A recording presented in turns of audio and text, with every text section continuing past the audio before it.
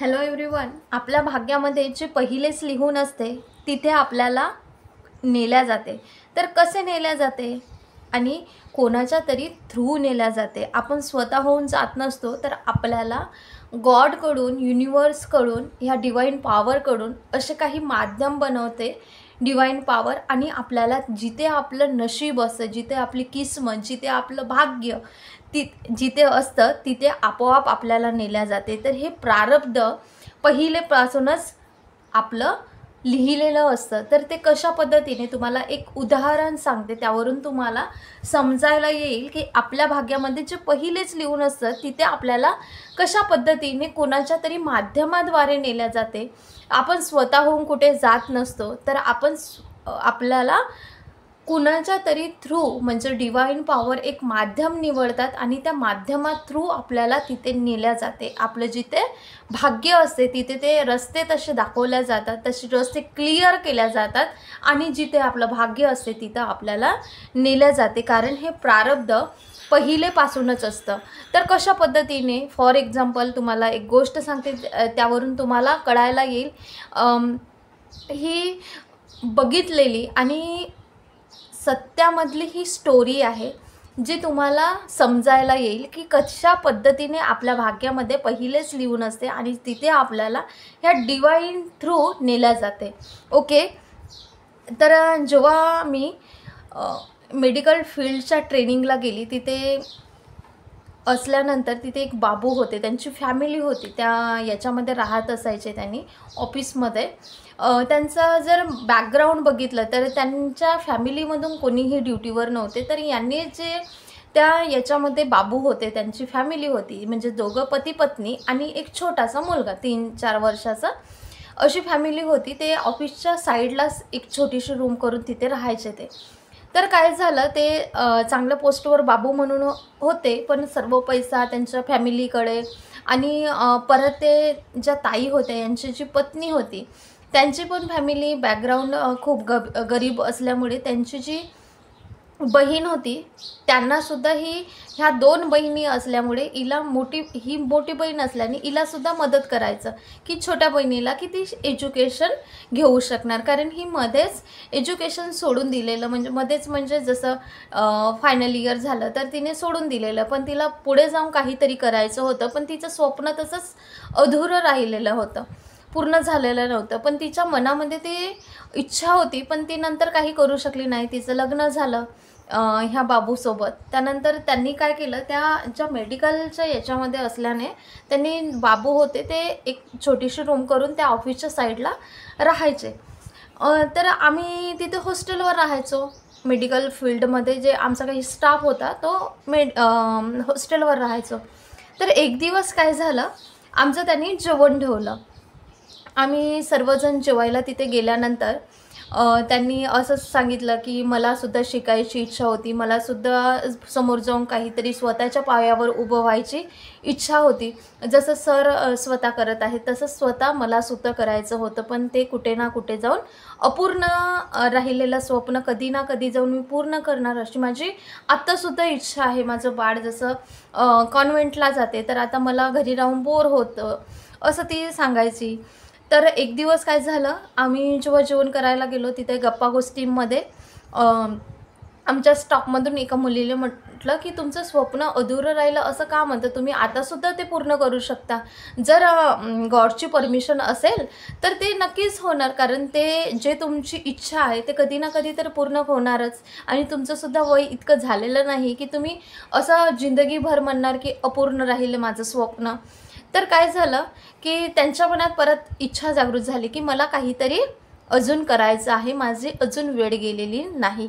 तर त्यांनी सहज तिथेच सरांना विचारलं की मी काहीतरी करू इच्छिते, तुम्ही मला सपोर्ट करा. तर त्यांनी म्हटलं मी शिक्षणाला एनी टाईम सपोर्ट आहे, तुला जे काही करायचं आहे कॉन्व्हेंटमध्ये बाळ गेल्यानंतर तू करू शकते.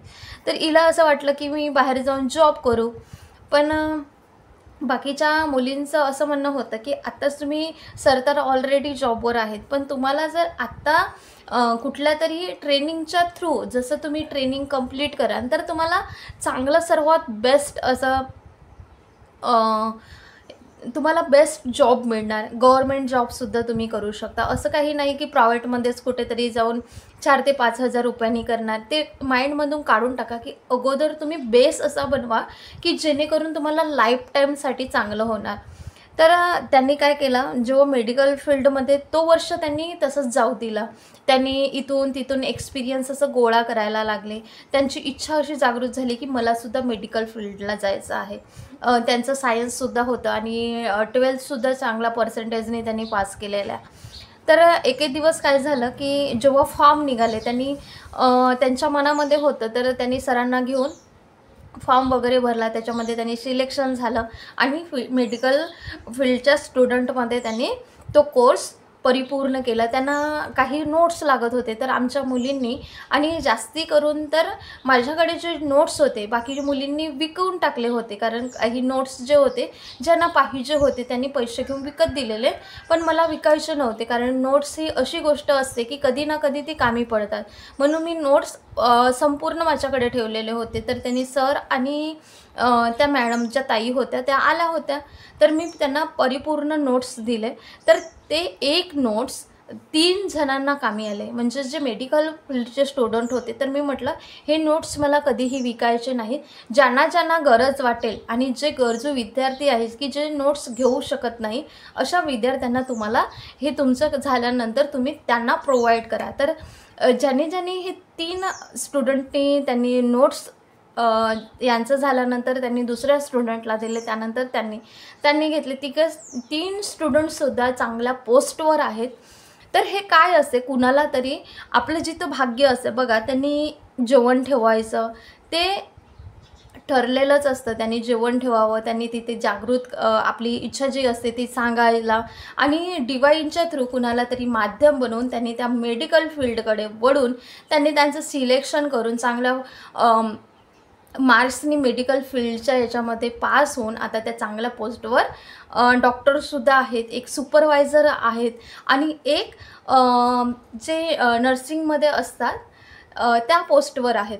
तर तिघांचीसुद्धा लाईफ गव्हर्मेंट याच्यामध्ये लाईफ सेटल झाली. तर आपल्या भाग्यामध्ये जे पहिलेच लिहून असतं, तर त्यांनी असं विचार करायचे की कुठल्या तरी याच्यामध्ये जाऊन दुकानामध्ये एज्युकेशन तर होतं, पण त्यांच्या माइंडमध्ये फक्त एवढंच असायचं की प्रायव्हेट जॉब करावा.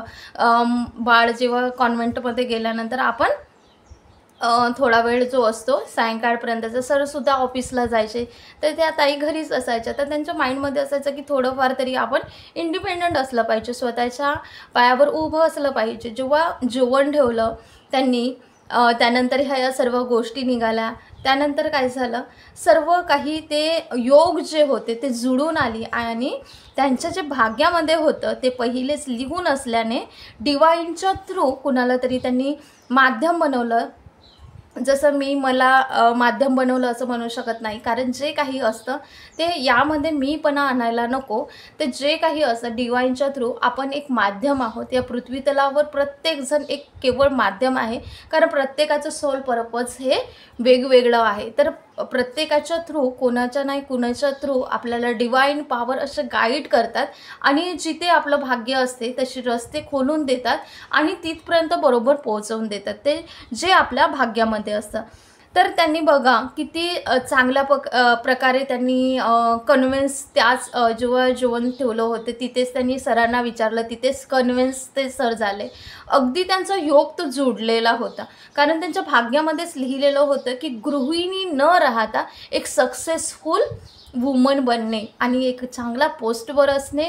त्यांनी त्यांच्या बहिणीला चांगलं एज्युकेशनला दिलं. त्यांच्या दोघीच बहिणी असल्यामुळे दोघीसुद्धा चांगल्या पोस्टवर आता काम करत आहेत.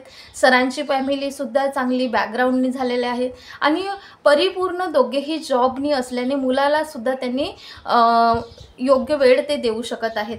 म्हणजेच प्रत्येक याच्यानी आणि असं होत असतात की दोघीजण जेव्हा आता दोघेही पर्सन म्हणजे आईवडील ड्युटीवर असले तर मुलांकडे दुर्लक्ष होते, पण ताईचं तसं नाही आहे की मेडिकल फील्डच्या याच्यामध्ये असल्याने त्यांना काही ड्युटीच्या याच्यामध्ये गॅप मिळाला जातो, जसं की ड्युट्या असतात तर त्यांची कधी शिफ्ट असते, तर त्यामध्ये त्यांनी मुलाचं सुद्धा एकदम असं सुंदर असं देखभाल त्यांनी करत आहेत. म्हणजे जे पाहिजे ते योग्यरित्या, जे पहिलेपासूनच आपल्या प्रारब्धामध्ये होतं, जे नशिबामध्ये होतं, जे भाग्यामध्ये होतं ते त्यांना मिळालं आणि प्रत्येक खुशी त्यांना मिळू शकत आहे. तर ते आपल्या भाग्यामध्ये होतं, जे पहिलेच त्यांच्या लाईफमध्ये लिहिलेलं होतं, भाग्यामध्ये किस्मतमध्ये लिहिलेलं होतं, तिथे त्यांना कुणाच्या तरी थ्रू डिवाईन पॉवरनी त्यांना एक माध्यम बनवलं आणि तिथपर्यंत त्यांना पोहोचवून एक सक्सेसफुल लाईफ त्यांना मिळाली. एक आता प्रॉस्परस लाईफ त्यांनी जगत आहे. त्यांनी अधेमध्ये येतात त्यांची फॅमिली घेऊन भेटायला,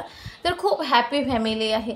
तर यांच्यातून काय शिकायला मिळते की आपण आपले स्वप्न कधीही अपूर्ण राहिले असं न म्हणता, आपली कधीच कोणतीही वेळ गेलेली नसते. जिथून आपण सुरुवात करतो तीच आपली वेळ असते, कारण ते योग्य जे वेळ असते ते डिवाईन पॉवरनीच आपल्याला दिले असतात. तर त्या वेळेवर जर आता हा व्हिडिओ तुम्हाला मिळाला तर हे डिवाईन पॉवर्स म्हणजे जे डिवाईन असतं, गॉड असतं, युनिवर्स असतं, तर हा एक मॅसेज आहे की जिथून तुम्ही चालू कराल तोच आपला सुवर्ण संधीचा दिवस असतो, तीच वेळ सुवर्ण संधी असते. कारण ते योग्य वेळ आली की रस्ते आपोआप खुलत जातात आणि रस्ते आपोआप खुलले की तिथपर्यंत आपल्या सक्सेसच्या वाटा जे आहेत ते खुलून जाऊन आपण सक्सेसफुल बनत असतो. म्हणून आपलं कुठलंही स्वप्न हे अधुरं राहिलेलं नसतं. जेव्हाही आपलं योग्य वेळ येते कुणाच्या तरी थ्रू ते आपल्यापर्यंत पोहोचते आणि त्या मार्गावर आपल्याला नेऊन आपलं जिथं नशीब असतं ते पहिलेपासूनच लिहिलेलं असतं आणि हे आपलं प्रारब्ध पहिलेपासूनच असतं. म्हणून त्या सक्सेसच्या याच्यावर आपल्याला नेल्या जाते, कारण हे प्रारब्ध ह्या पद्धतीने कार्य करत असतं. ओके, तर यामधून शिकण्यासारखं हेच आहे की जिथे आपलं जे वेळ आहे त्याला योग्यरित्या बनवून आपल्याला सक्सेस व्हायचं आहे. आपले जे सुवर्ण संधी आपल्याला डिवाईन पॉवर्स एक मॅसेज थ्रू देत असतात. कधी एंजल नंबर दिसतात, कधी बटरफ्लायज दिसत असतात, कधी युनिवर्सचं मॅसेज म्हणून सेंड केल्या जाते. तर त्यावर आपल्याला चालायचं आहे आणि योग्य गायडन्स घेऊन आपल्याला सक्सेस व्हायचं आहे. बघा, त्यांनी जेवण ठेवणं, तिथे कन्व्हिन्स करणं, तिथून ट्रेनिंग पार पाडणं, तिथून त्यांनी चांगल्या जॉबवर लागणं, हे सर्व काही एक गृहिणी करू शकते. तर तसंच प्रत्येक लेडीज करू शकतात, प्रत्येक मनुष्य करू शकतो. जिथं आपलं भाग्य आहे ते आपल्याला मिळणारच आहे, पण त्यासाठी प्रयत्न करत राहावे लागतात. आपल्या इच्छा ह्या मन मारून ठेवायच्या नाही आहे, तर त्या कुठे ना कुठे ते व्यक्त करून त्यावर ठामपणे विश्वास ठेवून त्यावर कार्य करणे. पहिली स्टेप काय असते सक्सेसफुलची, की पहिली स्टेप घेणे, त्यावर कार्य करणे आणि कन्सिस्टन्सी ठेवणे आणि विश्वास ठेवणे, तेव्हा ते सक्सेसफुल होत असते. ज्या पद्धतीने ह्यांनी केलं, ज्या पद्धतीने डिवाईन पॉवर्सला एक माध्यम बनवून डिवाईन पॉवर्स कुणाच्या तरी थ्रू आपल्या नशिबापर्यंत त्यांना पोहोचवून दिलं, तर त्याच पद्धतीने प्रत्येकाला गायडन्स हे मिळत असतात. आपण अनदेखा करत असतो, म्हणजे त्यावर लक्ष कधी देत नाही. तर तसं न करता आपल्याला प्रत्येक याच्यामध्ये सक्सेसफुल व्हायचं आहे तर पहिले कार्य करा. जसं की लॉ ऑफ अट्रॅक्शनचं असतं की लॉ ऑफ अट्रॅक्शनमध्ये काय आहे, तुम्ही पहिली स्टेप घ्या, त्यावर कार्य करा. कार्य केल्यानंतर आपल्याला कन्सिस्टन्सी मेंटेन करायची आहे, पॉझिटिव्ह थॉट आपल्याला ठेवायचे आहे. तेव्हा कुठे जाऊन आपलं मॅनिफेस्टेशन कंप्लीट होत असतं. तर हे कशामुळे होत असतं की डिवाईन पॉवर आपल्याला त्यांच्या थ्रू घेत असतात. ओके, त्यांच्या म्हणजे डिवाईन पॉवर जे आहे ते एक माध्यम निवडतात आणि तुम्हाला एक मॅसेज दिला जातो आणि त्यावर आपल्याला चालायचं असतं. जेव्हा ह्या वाटा खुल्या होतात आणि सक्सेसफुल आपण होऊन आपलं मॅनिफेस्टेशनसुद्धा डन होत असतं. ज्या पद्धतीने ह्या ताईंनी मॅनिफेस्टेशन आपलं डन केलं, त्यांना त्यावेळेस लॉ ऑफ अट्रॅक्शन काय असं हे माहिती नव्हतं, पण त्यांनी स्टेप घेतल्या, त्यावर कार्य केलं, विश्वास ठेवला आणि ते करून दाखवलं. तर त्याच पद्धतीने आपलंसुद्धा मॅनिफेस्टेशन असतं. तर ओके, ह्या पद्धतीने ज्या आपल्या म्हणजे सांगण्याचं उदाहरण असं होतं की बघा की कशा पद्धतीने आपलं भाग्य, नाहीतर त्यांनी गृहिणीच म्हणून राहिल्या असत्या, मूल आणि घर इतकं सांभाळलं असतं, पण त्यांनी तसं केलं का? नाही. कारण त्यांच्या भाग्यामध्ये पहिलेच लिहून होतं, तिथपर्यंत त्यांना गायडन्स देत गेले आणि युनिवर्स, आणि त्यावर त्या चालल्यामुळे त्या आता एक सक्सेसफुल वुमन बनल्या आहेत. तसंच आपण प्रत्येक मनुष्य सक्सेसफुल होऊ शकतो. प्रत्येक लेडीज, प्रत्येक ह्या पृथ्वी तलावरचे प्रत्येक लोक सक्सेसफुल होऊ शकतात. त्यासाठी आपल्याला स्टेप घ्यावं लागते, कन्सिस्टन्सी ठेवावं लागतं, बिलीव्ह ठेवावं लागतं आणि पॉझिटिव्ह विचार हे ठेवावं लागतात. म्हणून म्हणतात आपल्या भाग्यामध्ये जे पहिलेच लिहून असतं तिथे आपल्याला नेल्या जाते. हे प्रारब्ध पहिल्यापासूनच लिहिलेलं असतं. हेच मी सांगण्याचं यामध्ये समजून सांगितलं तुम्हाला. हा व्हिडिओ आवडला असल्यास व्हिडिओला लाईक करा. हा व्हिडिओ आवडला असल्यास या व्हिडिओला लाईक करा, शेअर करा आणि कमेंटसुद्धा करा. आणि जास्तीत जास्त जर कोणी या व्हिडिओवर नवीन असतील तर व्हिडिओला जरूर जरूर जरूर प्लीज सबस्क्राईब करा. तुमचं एक सबस्क्राईब आम्हाला मोटिवेशन देतं, अप्रिशिएशन देत असतं. Thank you so much. God bless you. Thank you for everything.